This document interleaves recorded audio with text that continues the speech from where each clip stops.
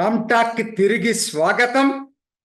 2024కు tata bye by, వీడుకోలు. 2025కి స్వాగతం, welcome. మరి ఈ 2024 సంవత్సరం భారత్కి ఎలా ఉంది? కలిసొచ్చిందా, కలవరపెట్టిందా? ఎందుకంటే ఇది మనం ఒక్కసారి సంవత్సరం అయిపోతున్నప్పుడు సమీక్ష చేసుకుందాం. రాజకీయంగా చూసేటట్టయితే, సాంస్కృతికంగా చూసేటట్టయితే 500 ఏళ్ల అయోధ్య వివాదానికి తెరపడినటువంటి సంవత్సరం 2024. రామాలయాన్ని ప్రారంభించినటువంటి సంవత్సరం 2024. మోడీ మూడోసారి ముచ్చటగా అధికారాన్ని చేపట్టినటువంటి సంవత్సరం 2024. ఇది రికార్డు క్రియేట్ చేశాడు నెహ్రూ తర్వాత. దానితో పాటు నాకైతే అన్నిటికన్నా ముఖ్యమైనటువంటిది, కాశ్మీర్లో తిరిగి ప్రశాంతంగా ఎన్నికలు జరిపి ప్రపంచాన్ని నోరు మూపించినటువంటి సంవత్సరం కూడా 2020. అద్భుతంగా ఎంత ఎక్కువ ఓటింగ్ పర్సంటేజ్ తోటి కాశ్మీరు ఎన్నికలు నిర్వహించినటువంటి సంవత్సరం 2024. కలవరపెట్టే అసలు లేకుండా లేవు. బంగ్లాదేశ్లో షేక్ హసీనాని పదవీచ్యుతిని చేసి మిలిటరీ అధికారాన్ని చేజిక్కించుకొని మహమ్మద్ యూనస్ పేరుతోటి ఇస్లామిక్ తీవ్రవాదులు అధికారాన్ని వెలగబెడుతున్నది అందరినీ కలవరపెట్టేటువంటి సంఘటన.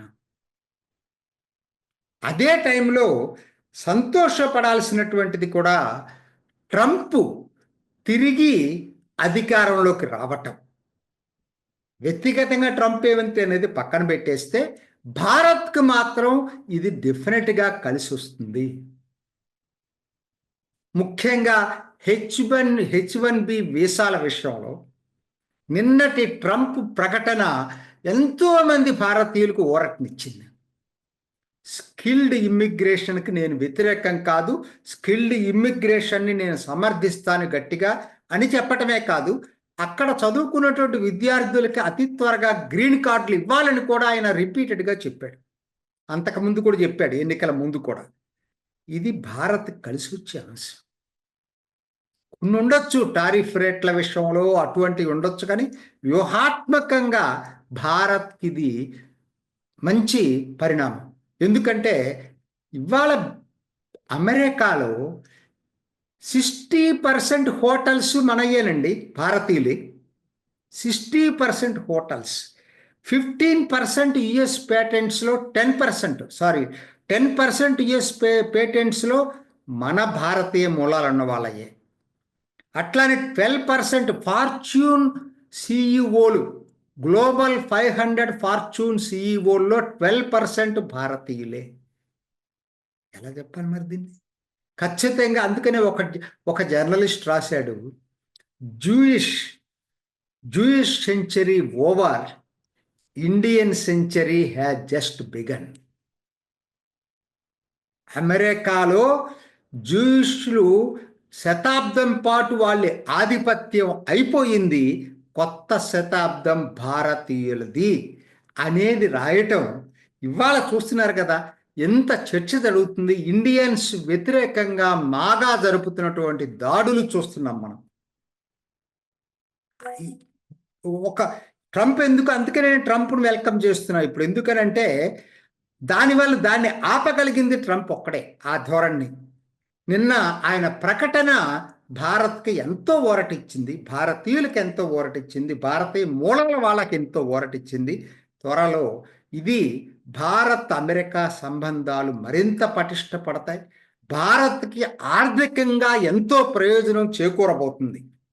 ఇది 2024 ఫలితం. దీనితో పాటు ఆర్థికంగా చూసుకున్నా కూడా అద్భుతమైనటువంటి ప్రయాణం చేస్తూ ఉంది భారత్. చూడండి, ప్రపంచంలోనే ఫాస్టెస్ట్ గ్రోయింగ్ మేజర్ ఎకానమీ ఏదన్నా ఉందంటే అది భారత్. కాదని చెప్పలేరు కదా. ఇవాళ గ్లోబల్ ఫార్మా లీడర్గా భారత్ ఉంది. 50% ప్రపంచంలో తయారయ్యే వ్యాక్సిన్స్లో 50% భారతే ప్రొడ్యూస్ చేస్తుంది. ట్యాబ్లెట్స్లో 1/3 భారత్ ప్రొడ్యూస్ చేస్తుంది. మన రెన్యూబుల్ ఎనర్జీ 200 గెగావాట్స్ రీచ్ అయ్యాం 2024లో. 200 గెగావాట్స్. చూడండి అసలు ఎక్కడికి వెళ్తున్నాం. మౌలిక సౌకర్యాలు నేను చెప్పాల్సిన పని లేదు. ఇవాళ third largest domestic aviation industry అయింది India. Third largest domestic aviation industry. 550కి పైగా మోడర్న్ రైల్వే స్టేషన్స్, అధునాతన రైల్వే స్టేషన్స్ నిర్మిస్తున్నారు. అందుట్లో భాగమే మన చెర్లపల్లి రైల్వే స్టేషన్, అతి త్వరలో ఓపెన్ అవుతుంది. రోడ్లు అసలు అద్భుతం. ఎక్స్ప్రెస్ వేలు, ఆర్ఆర్టిఎస్, తర్వాత మెట్రోలు అసలు ఒకటి కాదు, అసలు మీరు ఊహించుకోలేని ప్రగతి సాధ్యమవుతుంది. పోర్టుల్లో గేమ్ చేంజర్గా వధవాన్ పోర్ట్ నిలవబోతుంది. 76,000 కోట్లతోటి కట్టబోతున్నారు. సరే, నగరాల్లో మురికి వాడలతో నిండిపోయిన బాంబేకి ఇప్పటికైనా మోక్షం వచ్చింది. 2024లో ధారావి తిరిగి పునరుద్ధరణ ప్రాజెక్టు, దాన్ని నిన్ననే పేరు మార్చారు, నవభారత్ పునరుద్ధరణ ప్రాజెక్టు కింద అది పురుడు పోసుకుంది. ఇంకా అటువంటి ఎన్నో బాంబేలో మురుగు వాడలకి మోక్షం రాబోతా ఉంది. ఇలా చెప్పుకుంటూ పోతే ఎన్నున్నాయో. Digital transactions 16.5 billion transactions. అసలు క్యాష్లెస్ ఎకానమీగా తయారవుతుంది భారత్. రక్షణ రంగం అధునాతన ఆయుధాలతోటి పటిష్టంగా తయారైంది. ఇక సంక్షేమంలో చూసేటట్టయితే ఆయుష్మాన్ భారత్ని 70 సంవత్సరాల పైబడిన వయోవృద్ధులందరికీ ఎక్స్టెండ్ చేయబడింది. ఇంకా రీసెర్చ్, భవిష్యత్తుకు ఉపయోగపడే రీసెర్చ్కి 1 నేషన్ 1 సబ్స్క్రిప్షన్, ఒక్క సబ్స్క్రిప్షన్ తోటి మొత్తం ప్రపంచంలో ఉన్న రీసెర్చ్ మ్యాగజైన్స్ అన్నిటినీ చూసేటువంటి అదృష్టం కలిగింది. ఉద్యోగ కల్పనకి, శిక్షణ నైపుణ్య కల్పనకి, స్కిల్ డెవలప్మెంట్కి, ఎంప్లాయ్మెంట్కి 2 లక్షల కోట్లతోటి ఆరంభం బడ్జెట్ రూపొందించబడింది. 2 లక్షల కోట్లతోటి. ఇవన్నీ కూడా 2024లో జరిగినాయి. వీడ్కోలు పలుకుదాం, సంతోషంగా వీడ్కోలు పలుకుదాం 2024కి. 2025 అప్పుడే మనకు కనపడుతున్నాయి మన కళ్ళ ముందు. జనవరి, ఫిబ్రవరిలో శ్రీనగర్కి రైల్వే లింక్ రాబోతా ఉంది. ఎప్పటి నుంచో కలలు కంటున్నటువంటి అతి కష్టమైన, క్లిష్టమైనటువంటి రైల్వే లైన్ పనులు పూర్తయిపోయి ఇక ప్రారంభమే మిగిలింది. జనవరి నెలలోనే ప్రారంభించే అవకాశం కనపడుతుంది. కన్యాకుమారి టు శ్రీనగర్ ఒకే రైల్లో ప్రయాణించేటువంటి సదుపాయం త్వరలో రాబోతా ఉంది. బాంబే, ఢిల్లీలకి గేమ్ చేంజర్గా ఉన్నటువంటి 2 మెగా ఎయిర్పోర్ట్లు, ఒకటి ఏప్రిల్ 17న నోయిడా ఇంటర్నేషనల్ ఎయిర్పోర్ట్, మేలో నవీ ముంబై ఎయిర్పోర్టు ప్రారంభం కాబోతున్నాయి. ఇటువంటి ఎన్నో ఉన్నాయి. తెలుగు రాష్ట్రాల్లో నిన్నే వచ్చిన వార్త, కేంద్ర ప్రభుత్వమే రీజనల్ రింగ్ రోడ్ నిర్మించబోతుంది హైదరాబాద్ చుట్టుపక్కల. అఫ్కోర్స్ ఆంధ్రాకి, అమరావతి రాజధానికి, పోలవరానికి నిధులిచ్చి ఆదుకుంది. ఎన్నో విధాల ప్రభుత్వ రంగ సంస్థలను అక్కడ పెట్టగలుగుతుంది. BPCL అక్కడికి వస్తూ ఉంది రామాయపట్నం దగ్గర. జనవరి 8 ప్రధానమంత్రి మోడీ చేతుల మీదుగా ఎయిర్సెల్ మెటల్ ప్రారంభం కాబోతుంది. ఇంకో పెద్ద ప్రాజెక్ట్ కూడా రాబోతుంది అక్కడ. సో ఎందుకు చెప్తున్నానంటే 2025 మన కళ్ళ ముందు వెలుగులతో నింపబోతుందనేటువంటి ఆశా కిరణాలు కనపడతా ఉన్నాయి.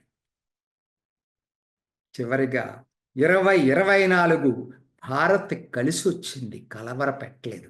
2025 మరింత ఆశాజనకంగా ఉండే అవకాశం ఉంది. టాటా 2024, వెల్కమ్ 2025. ఇది ఈనాటి రామ్ టాక్. ఇంకొక ఎపిసోడ్లో మళ్ళా కలుసుకుందాం. నమస్తే. చూసారు కదండి. మరి ఈ వీడియో కనుక మీకు నచ్చినట్లయితే ఒక లైక్ కొట్టేసి మీ అభిప్రాయాన్ని కూడా కామెంట్ బాక్స్లో తెలియజేస్తూ ఇలాంటి ఇంట్రెస్టింగ్ అప్డేట్స్ కోసం మా ఛానల్ని సబ్స్క్రైబ్ చేసుకోండి.